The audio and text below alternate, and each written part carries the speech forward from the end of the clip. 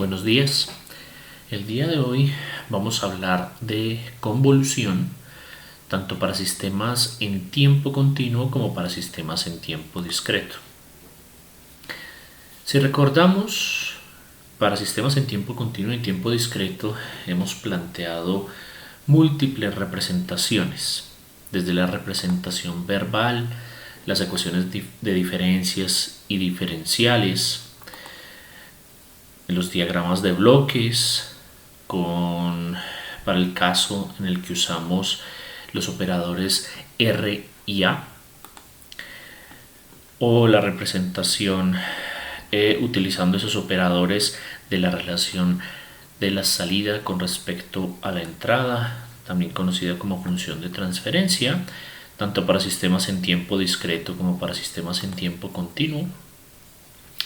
Y hemos planteado el uso de las transformadas que nos permiten tratar esas ecuaciones diferenciales como representaciones algebraicas para obtener lo que conocemos como las funciones de transferencia, tanto para sistemas en tiempo discreto como para sistemas en tiempo continuo.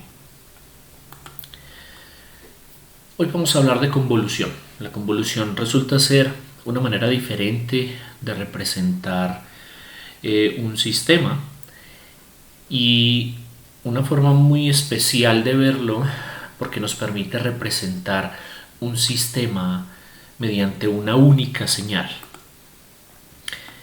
Por ahora nos hemos enfocado a estudiar la respuesta de sistemas ante señales simples como el impulso, el escalón. Pero ¿qué tal si estamos interesados en saber cómo se comportan los sistemas ante señales más complejas, ante señales arbitrarias? Una señal que no siga un patrón específico simple como el que hemos planteado hasta ahora. ¿Cómo podemos calcular la respuesta de un sistema ante una entrada arbitraria? ¿De qué manera o qué técnicas podemos utilizar para hacerlo? Pues con lo que sabemos hasta ahora, podemos, por ejemplo, para sistemas en tiempo discreto, utilizar las ecuaciones de diferencias o los diagramas de bloques y hacer análisis paso a paso. Por ejemplo, tenemos un sistema en tiempo discreto cuyo diagrama de bloques está representado de esta forma, utilizando los operadores de retardo, y cuya ecuación de diferencias pues es una ecuación de este tipo. Entonces, ¿cómo hacemos para saber cómo se comporta ante una entrada como esta? Lo que estamos planteando es una entrada que vale 1 en el instante 0, en el instante 1 y en el instante 2, y a partir de ese momento vale 0, ¿cierto? ¿Cómo determinar cómo es la respuesta de ese sistema? Entonces, hemos planteado aproximaciones paso a paso utilizando los diagramas de bloques o analizando la respuesta en función de la ecuación de diferencias. Y si partimos de sistemas en reposo, pues podemos ir viendo que la salida de este sistema será 0 para el instante n-1, considerando que el sistema arranca en reposo. Entonces aquí tenemos un 0 que se expande hasta la salida, y en instantes anteriores pues esa señal seguirá siendo 0. Si seguimos analizando para el instante n igual a 0, entonces tendré un 1 que se transfiere a la salida. En los instantes anteriores tendré ceros, entonces a la salida tendré un 1. Si sigo evaluando, entonces ya en el instante anterior la entrada será 1, entonces esta se propaga y se suma con la entrada en el instante actual, por lo tanto la salida será 2. En el siguiente instante entonces ya tengo la suma no solamente de la entrada en el instante actual, sino para el instante anterior y para el instante 2 veces antes. Entonces la suma de eso será 3. Luego en el instante actual aparece un 0 y los 2 instantes anteriores pues tendrán 1 y por lo tanto es 2. Y así sucesivamente. Un análisis paso a paso que nos permita determinar, por ejemplo, para el instante n igual a 3, es decir, para este instante, la salida tendrá un valor de 2. Es una aproximación para conocer la salida ante una entrada arbitraria. Pero para continuar hablando de lo que plantea la convolución, entonces recordemos una característica fundamental de los sistemas lineales, que es la superposición. Recordemos lo que la superposición plantea. Para un sistema que es lineal, si su respuesta a una suma ponderada de entradas es igual a la suma ponderada de las respuestas de cada entrada. Es decir, yo tengo el sistema y tengo una entrada x1 de n que genera una salida y1 de n. El mismo sistema para una entrada x2 de n genera una salida y2 de n. Yo sé que si a la entrada de ese mismo sistema tengo una suma ponderada de x1 y x2, ponderada por esos coeficientes alfa y beta, la salida será entonces la suma de las salidas y1 y y2 correspondientes a esas entradas ponderadas con base en la ponderación que se hace a la entrada. Esto es verdadero para todo alfa y beta y se cumple para sistemas lineales, ¿no es cierto? Entonces, la linealidad de los sistemas se asocia al cumplimiento del principio de superposición. Por otro lado, analicemos lo que significa la invarianza en el tiempo asociada a sistemas. Un sistema será invariante en el tiempo si yo aplico un retardo a la entrada y la salida se retrasa de la misma manera que se ha retrasado la entrada. En este caso diremos que es un sistema invariante en el tiempo. Es decir, si yo tengo un sistema al cual le aplico una entrada xn y genera una salida yn, yo puedo decir que el sistema es invariante en el tiempo si para una entrada retardada, en este caso un tiempo n sub 0, la salida tendrá pues la salida correspondiente retardada en la misma cantidad de tiempo. Y esto será verdadero para cualquier n sub 0. En este caso, entonces, la superposición podemos decir que se aplica a un sistema que es lineal y resulta ser fácil de determinar si además el sistema es invariante en el tiempo. Veamos un poco más acerca de lo que significa la superposición para sistemas en tiempo discreto. Entonces, yo puedo tener un sistema definido por una ecuación de diferencias de esta forma y tener la entrada arbitraria que planteamos. Una entrada que tiene esta forma para este ejemplo. Resulta que yo puedo dividir esa entrada en partes. Yo puedo decir que esa entrada está compuesta por un conjunto, por la suma de un conjunto de impulsos en diferentes instantes de tiempo. Entonces, un impulso propiamente dicho en el instante n igual a 0, esto se asocia a la definición del impulso, o un impulso retardado, en este caso una unidad, más un impulso retardado 2 unidades. Si yo sumo esas señales, entonces eso va a corresponder a la entrada arbitraria que hemos planteado. Pero ¿qué tal si entonces para cada una de esas entradas, impulso, retardadas, yo evalúo la salida? Entonces, para ese primer impulso, utilizando Por ejemplo, el análisis paso a paso con base en la ecuación de diferencias me indica que la respuesta a impulso de ese sistema será de esta forma. Si yo aplico un impulso retardado, la salida de ese sistema será de esta forma. Y si lo retardo 2 unidades, la salida de ese sistema será de esta forma. De manera tal que, como el sistema es lineal, yo puedo aplicar, mediante el principio de superposición, la adición correspondiente a esas 3 entradas impulso retardadas para obtener la salida. Yo puedo hacer la suma de 1 a 1 en los instantes. En el instante 0 pues será 1, en el instante 2 será 2, en el instante 3 será, en el instante 2 será 3, en el instante 3 será, la suma será 2, en el instante 4 será 1, de manera que obtengo una respuesta similar a la respuesta que obtuve en el caso anterior.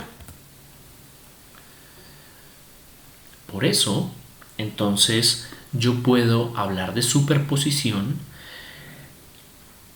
de la composición que resulta de la suma de las salidas correspondientes a esa división en partes de esa señal de entrada. Y esto ocurre en sistemas lineales, ¿no es cierto? Desde el punto de vista de la estructura de la superposición, podemos hablar de que un sistema lineal invariante en el tiempo tendrá una salida que resulta ser la suma de respuestas impulso unitaria ponderadas y retardadas. Es decir, para un sistema al cual le aplico un impulso a la entrada, pues la salida será pues la correspondiente respuesta a impulso. Y si le aplico un impulso retardado, entonces la salida pues será la respuesta a impulso retardada en la misma cantidad.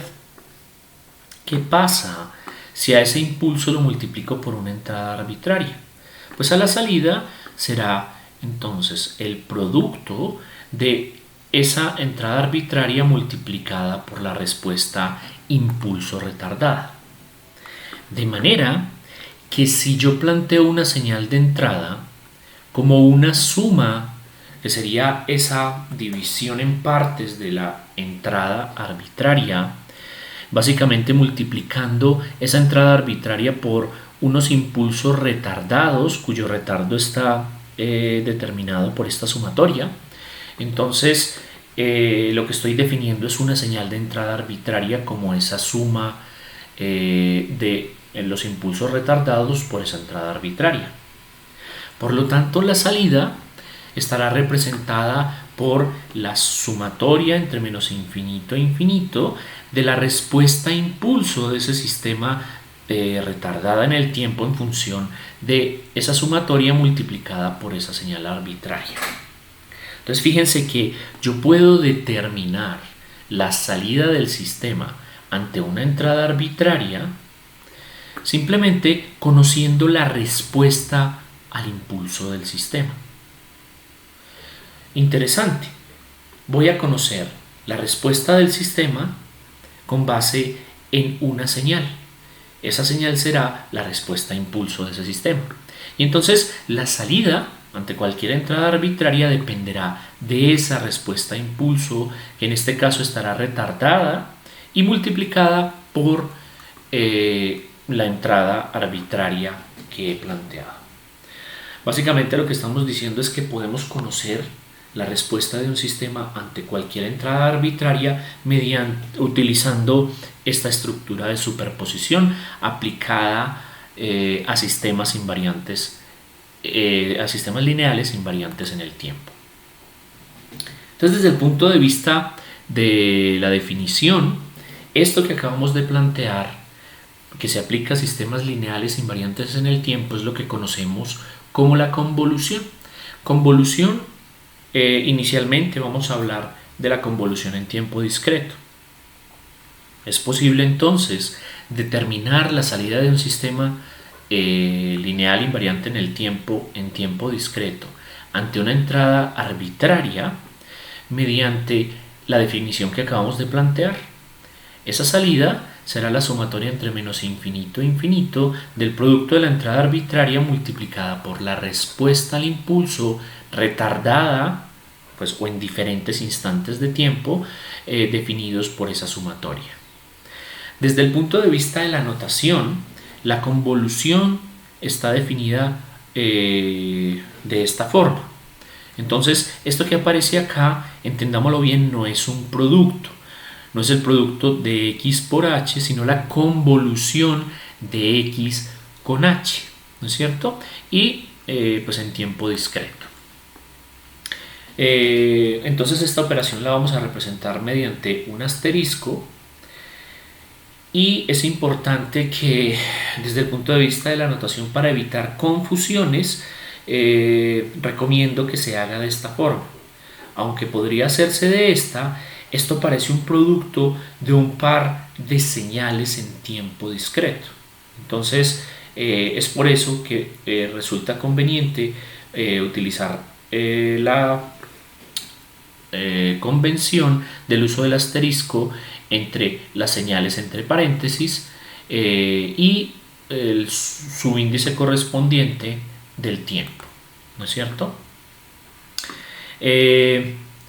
Esto para que entonces no parezca una operación de muestreo, básicamente considerando el hecho de que esto no es una operación de muestreo.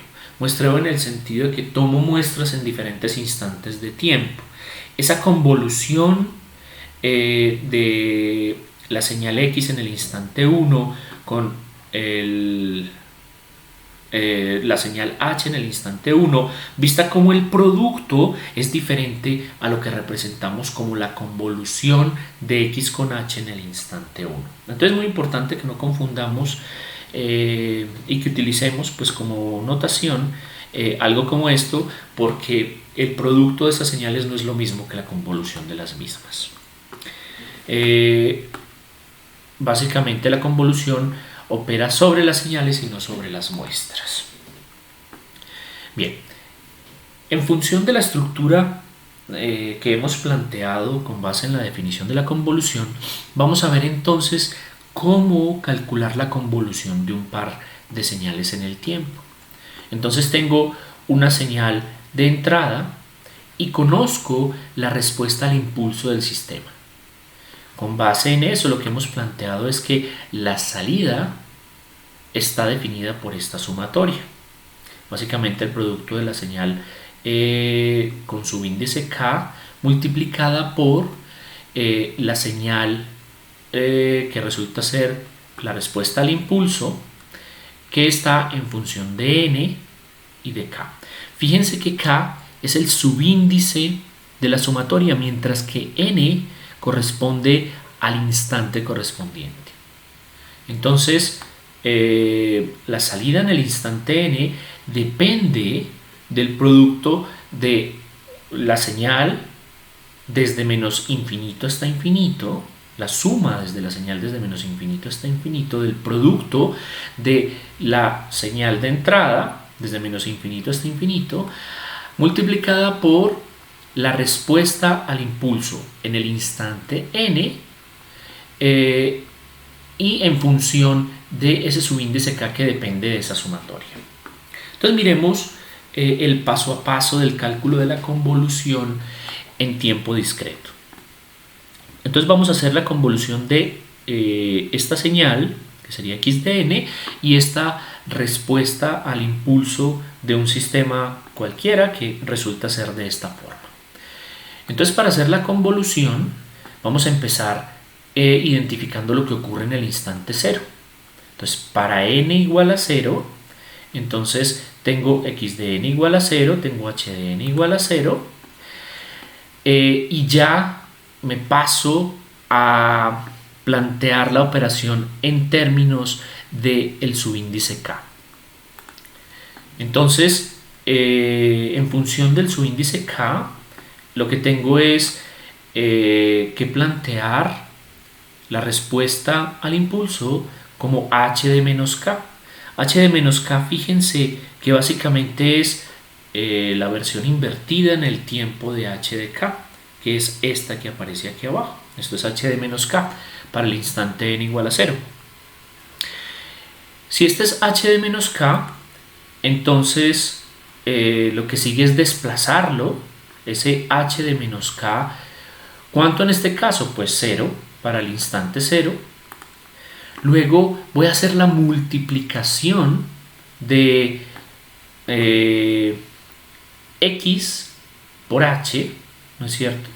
Entonces simplemente corrí esta representación para acá para hacer una multiplicación 1 a 1 en el tiempo. Entonces fíjense que si yo hago el producto de 0 por menos 2, pues me dará 0. 0 por... perdón. Esto es en el instante menos 2. 0 por 1 me da 0. En el instante menos 1, 0 por 1 me da 0. En el instante 0 tengo 1 por 1 que me da 1. Luego en el instante 1, 1 por 0 me da 0 y así sucesivamente, ¿no es cierto? Ese producto entonces lo que me genera es una señal que vale 1 en el instante 0 y en las demás vale 0, ¿cierto? Entonces hasta aquí voy en la multiplicación que está dentro de esa sumatoria. Lo que sigue entonces es hacer la sumatoria. Si yo hago la sumatoria entre menos infinito e infinito para acá, entonces entre menos infinito y menos 1 vale 0, en 0 vale 1 y le sumo lo que hay entre 1 e infinito que vale 0. Entonces esa suma pues valdrá 1. En el instante 0 la salida vale 1, ¿no es cierto? Esto resulta ser un procedimiento algorítmico repetitivo. Básicamente lo que debo hacer es, en el primer paso, voltear la respuesta al impulso, luego desplazarla, luego la multiplico y luego la sumo para obtener entonces la salida en determinado instante. ¿Cómo será? En el instante 1, pues básicamente lo que hice fue la volteé, la desplacé una unidad, luego hice la multiplicación 1 a 1. Fíjense que ahí en ese caso lo que tengo es que el producto está definido para los instantes 0 y 1 y luego la suma desde menos infinito a infinito pues me da la suma de lo que hay acá, que es 1 más 1, que es 2. En el instante 1 la salida es 2. ¿Qué pasa en el instante 2? Entonces nuevamente lo volteé, lo desplacé 2 unidades, hice el producto. Entonces aquí ese producto me da que en el instante 0, 1 y 2 vale 1, y al hacer la sumatoria entre menos infinito e infinito, pues entonces me va a dar 3. Y así sucesivamente. Entonces, desde el punto de vista algorítmico es volteo, desplazo, multiplico y sumo. Volteo, desplazo, multiplico y sumo. En cada instante de tiempo repito esa condición. De manera que hacer el cálculo de la salida se convierte básicamente en un proceso repetitivo.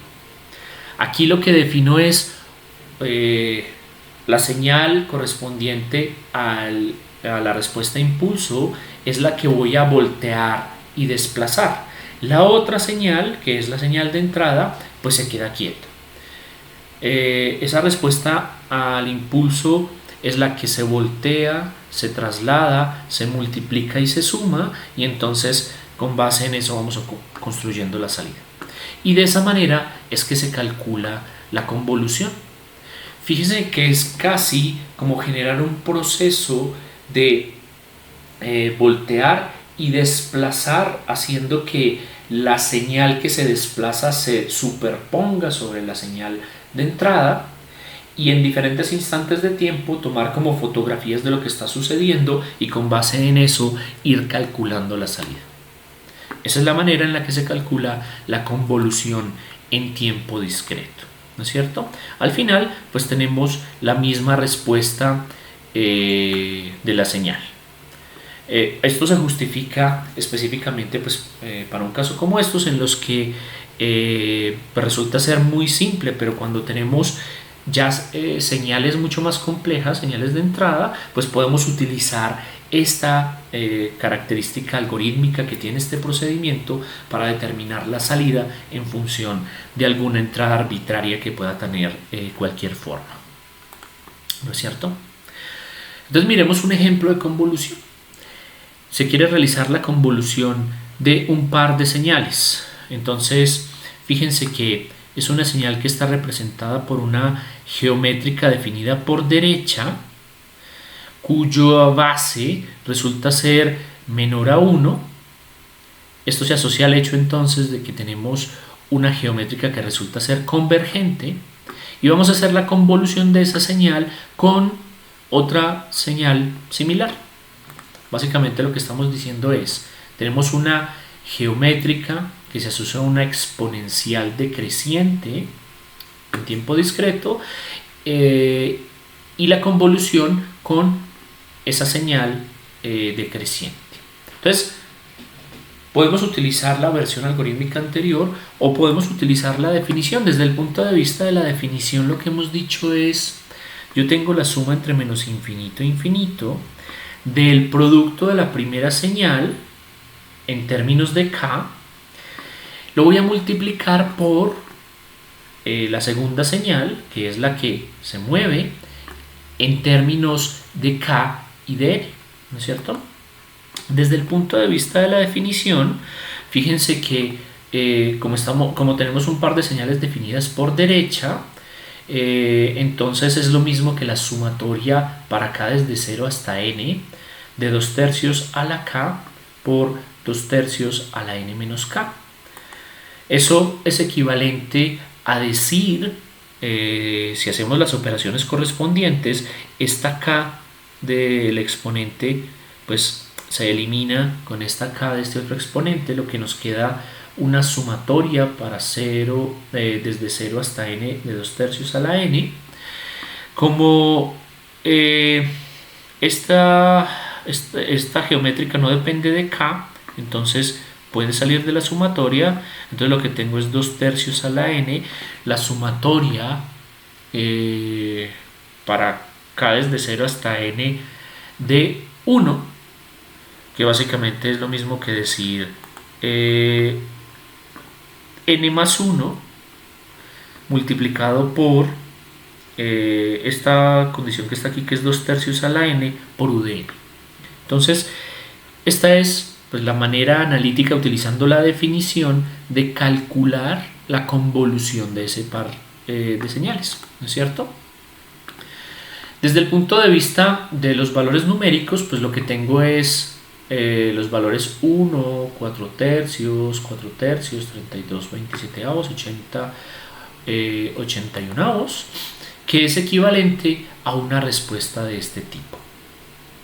Entonces, podemos utilizar la metodología anterior o podemos utilizar la definición para determinar la convolución de señales en tiempo discreto. Entonces, hasta ahora lo que hemos dicho es que para sistemas lineales invariantes en el tiempo es posible representar el sistema mediante una única señal que corresponde con base en este esquema pues a la respuesta al impulso. Yo puedo conocer una señal de entrada arbitraria y utilizando la respuesta al impulso del sistema calcular la señal de salida correspondiente.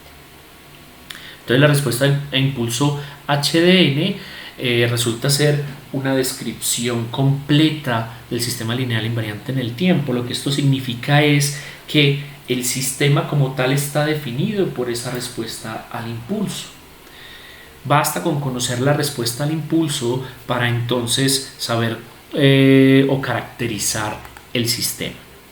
Entonces, si se conoce el h de n, se puede calcular la salida. El h de n es la respuesta al impulso. Se puede calcular la salida para una señal de entrada arbitraria mediante la operación de convolución. Entonces, ya hemos planteado una nueva manera de caracterizar un sistema. Un sistema está definido por su respuesta a impulso y la respuesta que ese sistema tiene a cualquier entrada arbitraria se puede determinar mediante esta operación conocida como convolución, ¿no es cierto? Y entonces miremos qué es lo que pasa en tiempo continuo. En tiempo continuo ocurren cosas que resultan ser similares. Resulta que si un sistema es lineal invariante en el tiempo, definido para un sistema en tiempo continuo, entonces en este caso la salida es la integral de la respuesta a impulso unitario ponderada y retardada. Entonces yo tengo un sistema, yo le voy a aplicar una entrada impulso y la respuesta pues obviamente será la respuesta a impulso de ese sistema. Puedo tener entradas impulso retardadas y lo que tendré será respuestas a impulso retardadas. Puedo multiplicar esas entradas impulso retardadas por una entrada arbitraria y lo que tendrá la salida será esa entrada arbitraria multiplicada por las respuestas impulso retardadas. Y entonces, si desde el punto de vista continuo una señal está definida como la integral entre menos infinito e infinito de la señal multiplicada por los impulsos retardados en el tiempo, entonces la salida podrá estar definida entonces como la integral entre menos infinito e infinito de la entrada arbitraria multiplicada por las respuestas impulso retardadas, ¿no es cierto? Una respuesta impulso retardada y ponderada por la señal de entrada que se integra desde menos infinito hasta infinito. Entonces, fíjense que la estructura de la superposición en tiempo continuo resulta ser similar a la superposición en tiempo discreto. En este caso, por ser continua, entonces ya no tenemos la sumatoria, sino que tenemos la integral. Y esto es lo que se conoce como la integral de convolución para sistemas en tiempo continuo. Entonces, la convolución en tiempo continuo resulta ser análoga a la convolución de señales en tiempo discreto. Entonces, en tiempo discreto teníamos una sumatoria entre menos infinito e infinito. Ahora en tiempo continuo tenemos una integral entre menos infinito e infinito, ¿no es cierto? Y entonces, miremos un ejemplo de convolución de señales en tiempo continuo. Para realizar la convolución de estas señales, pues estamos planteando la misma señal. Vamos a hacer la convolución de la exponencial decreciente definida por derecha. Entonces vamos a hacer la convolución de ella pues con una señal igual, ¿no es cierto? Desde el punto de vista de la definición, la convolución de ese par de señales es igual a la integral entre menos infinito e infinito de la primera señal, que sería e a la menos tau por u de tau, multiplicado por la segunda señal, pero ya utilizando el menos, pues el retardo, ¿no es cierto? Entonces en ese caso lo que se plantea es e a la menos t menos tau por u de t menos tau. Donde estaba t, entonces se pone t menos tau, básicamente, para el segundo término de la integral. Entonces, pues aquí se puede básicamente plantear la solución de una integral. Como están definidas por derecha, entonces eso se asocia a una integral definida desde 0 hasta t, de e a la menos t por e a la menos t menos tau de tau. Como aquí adentro este e a la menos t no depende de tau, entonces puede salir de la integral y lo que me queda es simplemente una integral entre 0 y t de dt, cuya solución es t por e a la menos t por u de t, ¿no es cierto? Y cuyo comportamiento en el tiempo pues básicamente es una condición que crece y luego resulta ser convergente en el tiempo, ¿no es cierto? Entonces, el cálculo de la convolución en función de la definición. Miremos un segundo ejemplo y en este segundo ejemplo analicemos ese procedimiento algorítmico que planteábamos hace un rato aplicándolo a la convolución en tiempo continuo. Entonces lo que se plantea es realicemos la convolución de esta primera señal x de t. Fíjense que lo que tenemos es x de t vale 1 para los instantes entre 0 y t mayúscula y vale 0 para cualquier otro caso. Entonces tenemos una primera señal, luego tenemos una segunda señal. En este caso podríamos asociarla con la respuesta al impulso del sistema, que básicamente vale t. para los instantes entre 0 y 2t y vale 0 para cualquier otro caso. Entonces fíjense que lo que tengo es una segunda señal que resulta ser una recta entre 0 y t, entre 0 y 2t, y lo que se plantea es hagamos la convolución entre estas dos señales. Fíjense que en este punto pues lo que planteamos es las señales x de tau y h de tau. Simplemente cambiamos el t por el tau, ¿no es cierto? De manera que podamos entonces plantear la integral de convolución. Lo que tengo es y de t, que resulta ser la convolución de x y h de t. Será entonces, desde el punto de vista de la definición, la integral entre menos infinito e infinito de x de tau, que sería esta señal que aparece acá, por la segunda señal, que sería h de t menos tau, que en este caso sería pues la señal que vamos a voltear y la señal que vamos a retardar en el tiempo. Resulta ser que la convolución es conmutativa. Yo puedo utilizar cualquiera de las señales en cualquier posición y el resultado pues dará el mismo. En este caso lo que hemos planteado es que h de t es la señal que se va a voltear y a mover en el tiempo.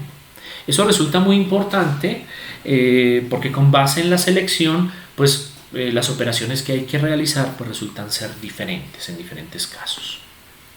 Entonces desde el punto de vista de los pasos que hay que realizar, entonces lo que hacemos es a la primera señal pues la definimos como x de tau, la segunda será h de tau, y ese h de tau, como es la señal que hemos decidido que es la que vamos a voltear y a mover, entonces planteamos por ahora el equivalente h de menos tau. El h de menos tau, recuerden que es la versión invertida en el tiempo, lo que quiere decir que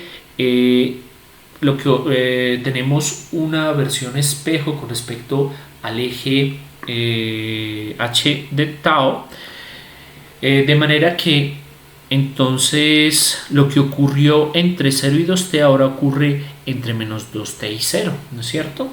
Y tenemos pues una señal que tenía una pendiente positiva, ahora tiene una pendiente negativa. Eso genera pues el que volteemos esa señal. Luego pues lo que vamos a plantear es que esa es la señal que vamos a mover en el tiempo. Resulta que para poder plantear adecuadamente tanto los límites de integración como el valor de las funciones en el tiempo, es muy importante entonces que tengamos en cuenta cuál es la señal que se queda quieta y cuál es la señal que se mueve en el tiempo. El siguiente paso entonces consiste en que planteemos cómo será la señal h de t menos tau. Básicamente lo que vamos a hacer es que esa nueva señal h de t menos tau, en los puntos en los que cambia la función, vamos a añadirle el término t. Entonces le sumamos, aquí teníamos entre menos 2t y 0, entonces como aquí cambia la función, entonces aquí le ponemos t menos 2t y aquí vuelve y cambia la función, entonces aquí le sumamos a 0, le sumamos t, entonces por eso en este instante queda t. Eso quiere decir que para esta gráfica en este instante va a ocurrir en t menos 2t y esto va a ocurrir en el instante t. Fíjense que esos son valores para una gráfica que está en función de tau, ¿no es cierto? De tau. Y para la función que vamos a desplazar, que es h de t menos tau.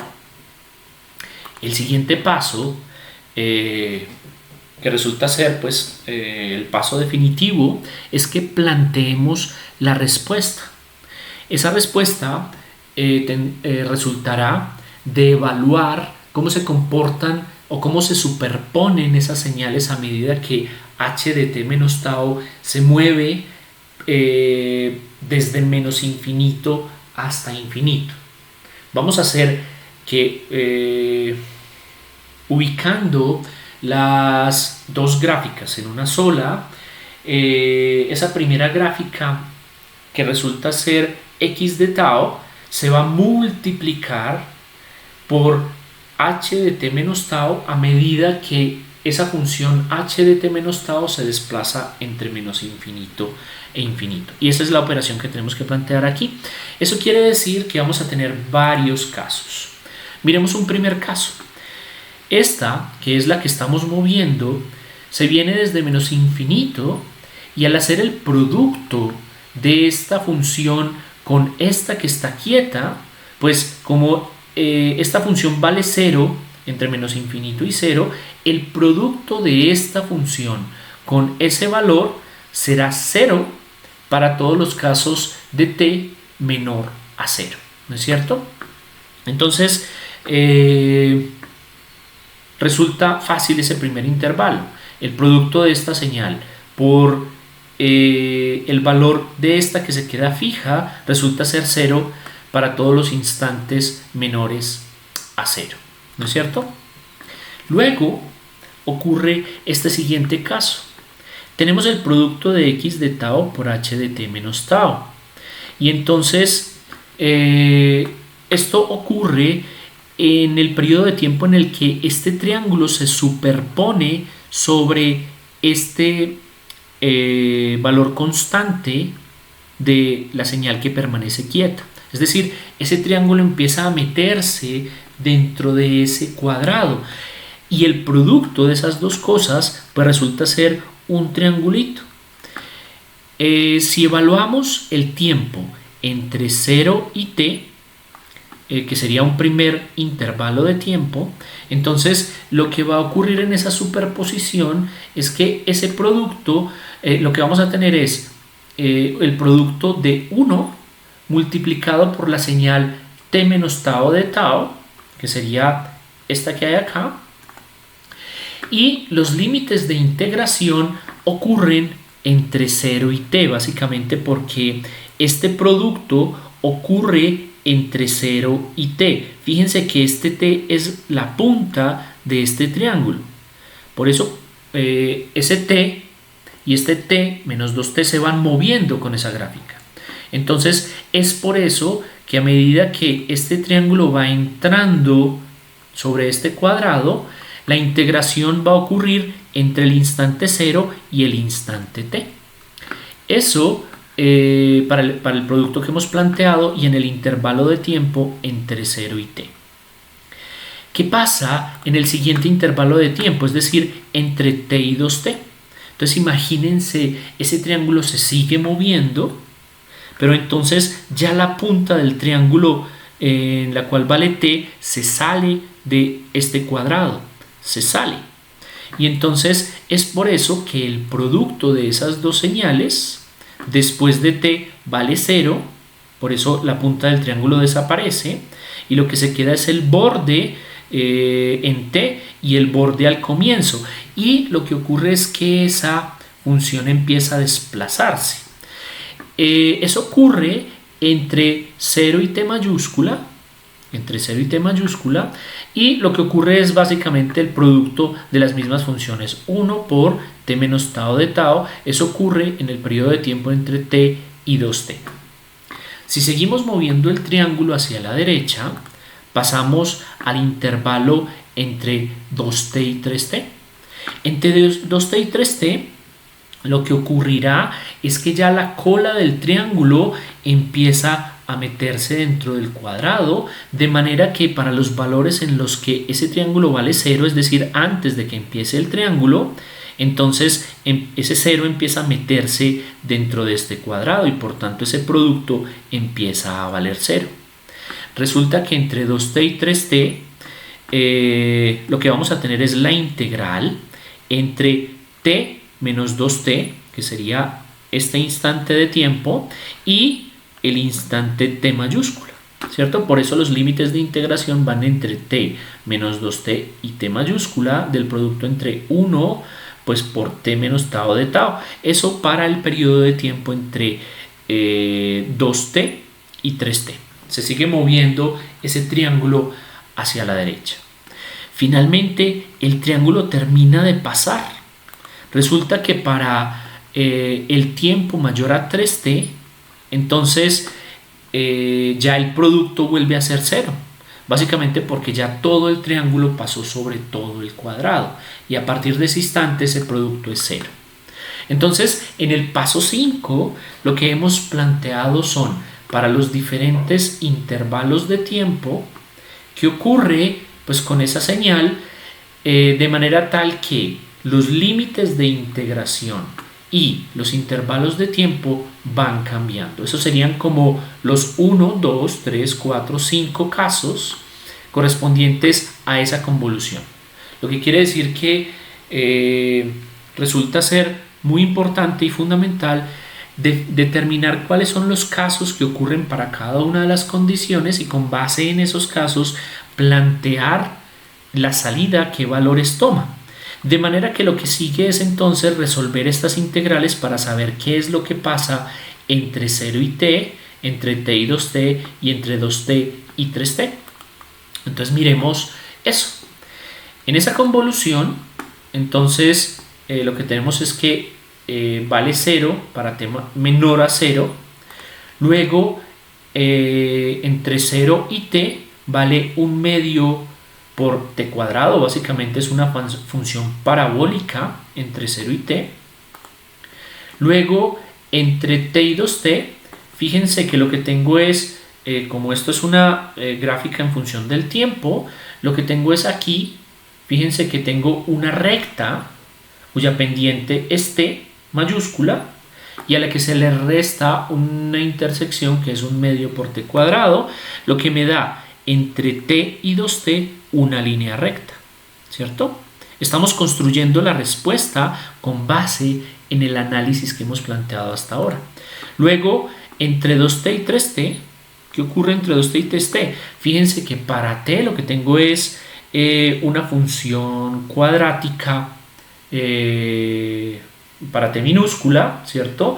Aquí tenemos pendientes negativas y entonces lo que tengo es a partir de 2t, una cuadrática que resulta ser decreciente hasta 3t. Básicamente, cuando el tiempo vale 3t, entonces y de t se hace 0.